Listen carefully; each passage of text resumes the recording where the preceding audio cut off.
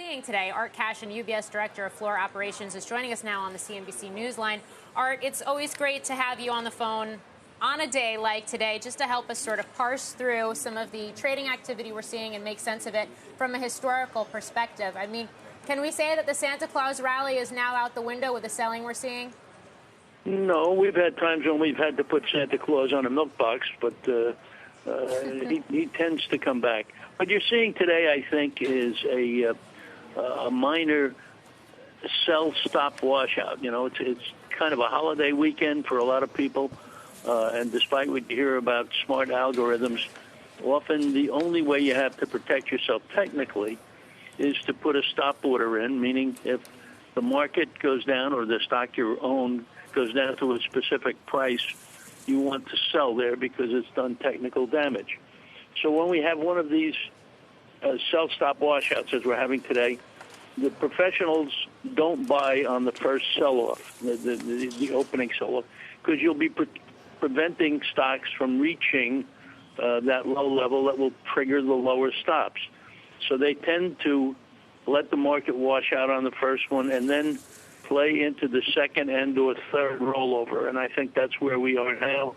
If you don't make another intraday lower low, then, Morgan, I think you'll see some buying going into the close, not massive necessarily, but the people who waited out the sell stops will probably come in. Yeah, so in light of that, are there certain key technical levels that you're watching for the S&P or elsewhere? No, I step away from those on a day like today because I don't know the minds of thousands of people who put in those stop orders. So the collective power of that, it tends to hit. The other thing I want to say is that this new variant, while it's disturbing, it's not coming in a vacuum. Let's not forget that Austria is having a massive lockdown. Germany was considering the same thing. This is all before the new variant, and that's why the market is as nervous as it is.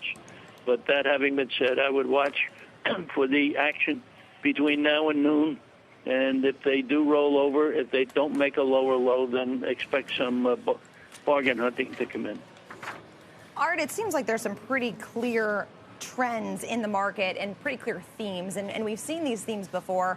Every time there is concerning coronavirus news and virus news that pops up, what do you make of that for investors in terms of specific stock selection? Is this the time to be much more of a stock picker as you look at just broad energy names getting sold off here and broad stay-at-home names seeing obviously positive days today?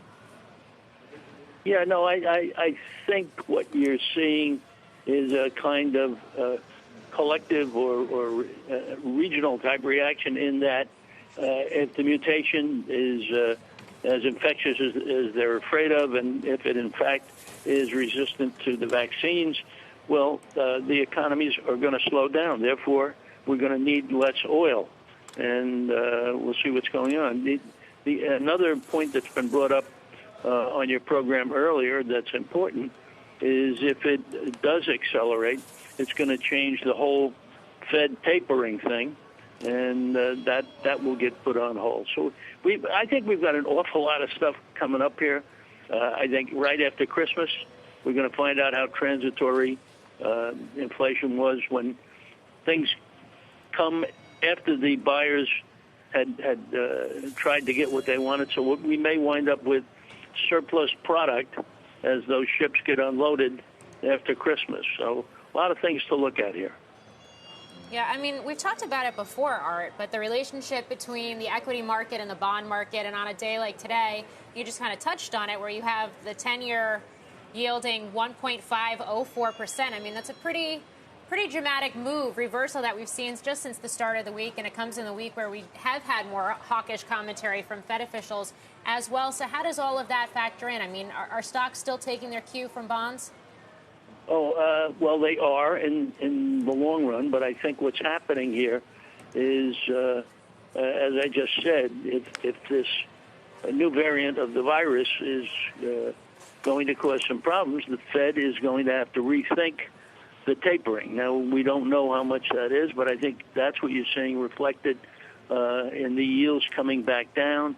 and the idea that the inflationary pressure will not appear to be as great.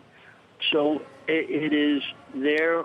I will tell you the yield on the 10-year, if you get up between 165 and 170, it gets the market's alert and makes it somewhat nervous, particularly the high-cap tech stocks. But since you're back down in that vacuum below there, it's not having any negative effect at all. In fact, it's having a minor beneficial effect in a few sectors. Art Cashin, always great to get your insights. Thanks for joining us today. My pleasure. Now it's time for our Etf Spotlight, taking a look at the healthcare select sector spider fund, ticker XLV, and core holding Merck. News on their COVID-19 treatment with Ridgeback Biotherapeutics this morning. Updated data from the... Shepard Smith here. Thanks for watching CNBC on YouTube.